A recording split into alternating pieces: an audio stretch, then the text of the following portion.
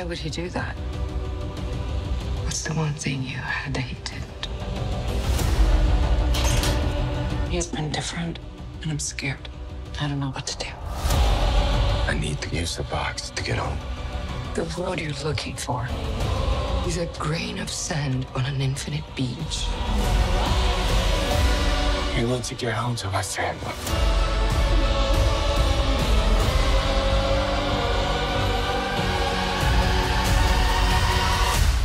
I want my life back. Do you ever get that feeling? Want to kiss and hug her? Do it now. Tell her you love her. And I can never go home. Ooh. I thought the book was so cool. I mean, it was a quick read because I was so... Everything that happened was so kind of propulsive and surprising and unpredictable. But I remember thinking, you know, it's the kind of science fiction that I really love, where it's a, you know, there's a concept there, but the concept is not overriding. The concept is really a way to, you know, have this sort of very thrilling ride, but also to look inwards at very kind of common human ideas and themes, and predominantly this question of, you know, what all of your choices in your life have led you to, and do you occasionally get curious about what your life may have been like, or do you in fact regret things that you've done, and would you love to go back to a certain moment and wonder what your life could have been like if you'd made the different choice? And I thought that was very a journey that was worth sort of exploring. Yeah, same, very similar. I think the story that Blake created, and I remember reading the first 2 episodes and then jumping to the book, was how much this resonated with my life, but then suddenly realizing that it resonates with everyone, because we all have regrets. We all have feelings of, what if this had happened? What if that happened? Or of dreams or human connectivity or love or family. So these were themes that I thought was so interesting to explore with that point of view of quantum physics, being a genre, being science fiction, having all these action-packed show, but in a way dealing and being driven by just an ordinary man, just a man from a family who is trying to go back to the love of his life, to his kid. So I thought it was interesting to pursue a project with that amount of genre and action and feelings, but dealing with human emotions.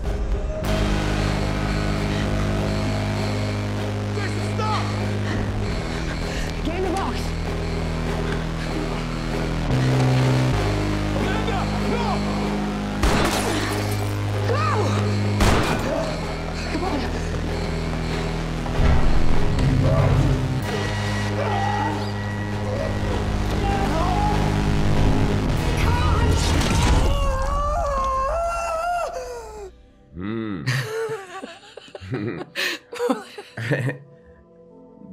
We left because we went through a lot. Yeah. I know we both were talking before, but there was the underwater stuff was, you know, really that was fun and a good fun challenge to do. For me, the most challenging, weirdly, was doing a fight with myself. You know, having to sort of do one side of the action and then sort of change and then do the other side, but coordinating the fight together with a stunt team, making sure that Jason as a man was very scrappy and not a great physical fighter, and to sort of help a stunt person understand that they could look less cool doing a fight, and convince them of that. And I found that, you know, one of the surprising challenges that I hadn't thought of going into the show. Apart from the challenges of keeping track and following through the motions and everything, that with the differentiations of worlds and the arcs and in my case, it was less versions of myself, much less than what Joe did. Apart from that, I think it was filming as a Latin American, South American, Brazilian woman filming in Chicago outdoor winter. I think that was the biggest challenge for me. Fish out of water. No, jokes apart, I had so much fun doing this show because of that. We went through so many different possibilities with these characters that sometimes you don't get to do that with one project or in one role, and we kind of did it all. So that's why when I read the book, I was so fascinated by Amanda's journey, because there's so much she learns from this path that she ends up taking, that it was a true joy. Whew, that's a hard one. I think favorite scenes, a couple jump to mind. The moment when Jason finds Daniela in the world where she's dying of this illness. I think it's a scene that almost didn't make the show. Jennifer Connelly resurrected it. We had cut that scene from the scripts because we felt it was too close to COVID times, and it was when I was writing those scripts. But by the time we were in production, kind of COVID was getting into our rearview mirrors, and it felt like it wasn't going to be a triggering moment. And I'm so proud of how that scene turned out. And I also think the moment with Jason talking to himself at the bar, which is always one of my favorite moments from the book. And I love the scene in the show even more. I think it's such a weird, cool moment. And I get chills every time I see it.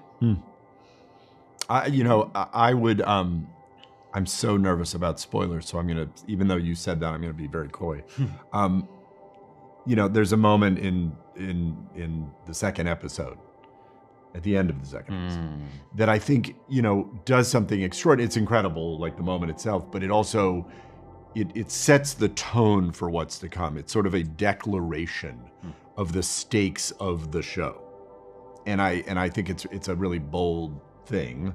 It's from the book, obviously, but you're not, as a viewer, you're shocked, because it's sort of like, oh, they just took this up a bunch of notches. I'm gonna tell you a moment, and I haven't told this to Blake, that I am always blown away by. It's in the first episode, when Jason walks out of the village tap and looks at his phone, and Daniela's calling, and he doesn't take the call, because I've always thought, well, that's the whole idea. Right there. It's the choice not to that is a metaphor for then what happens with Jason too. And I've always thought, like, it's so interesting. It's like one of these moments, and you're like, when you look back on the show, you're like, that moment. So there's so many throughout the show, and I really am spoiler anxious, but those are a couple. Yeah. What's the last thing you remember before waking up in that hangar? I was at a bar. The bar? Yeah. By yourself? No, I was with someone. Who? Ryan. Ryan Hoover.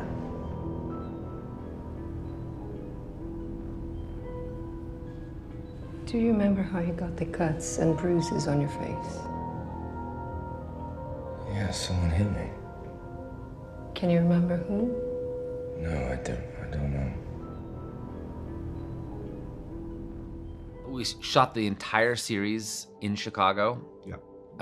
On locations and on stages, and our show was out a lot. Like, in terms, like, a lot of shows shoot mainly interior on stages, and we shot about half and half, which is a little rare. We shot all over Chicago.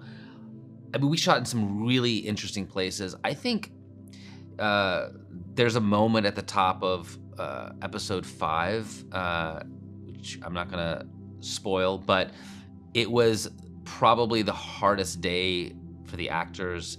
It physically demanding. They were just utterly wiped out by the end of it. And so proud of how that scene turned out, because the challenge bar was really, really high. And it was just amazing watching Joel and Elise like soldier through and just like workhorses. Like, it's one thing to sit there and just to emote and to get into a scene and just evoke all this emotion, but to also just be physically exhausted and still tap into that was something just awesome to see. Oh, here we go. Wait for this. To my extraordinary wife, Daniela, I do not deserve you. That's true. A man of science. He is married to the woman of his dreams, and they have a good life. Have a good day. Coffee to go? Oh my gosh, you're my hero. Until one night, he doesn't make it home. When he regains consciousness, everything has changed. I don't know, it sounds like he's crazy. I'm not crazy.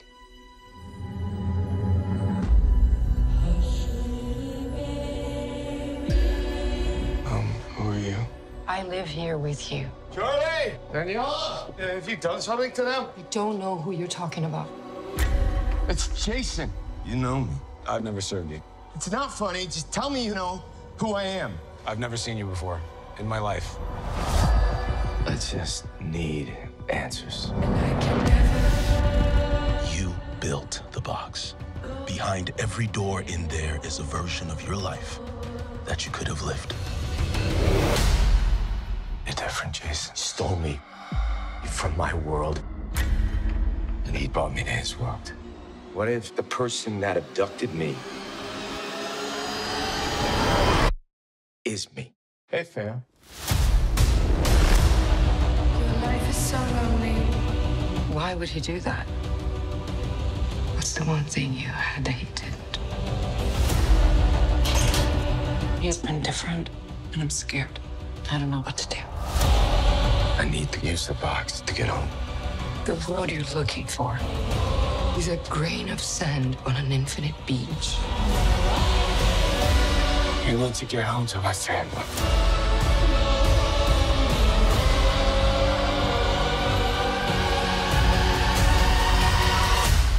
I want my life back.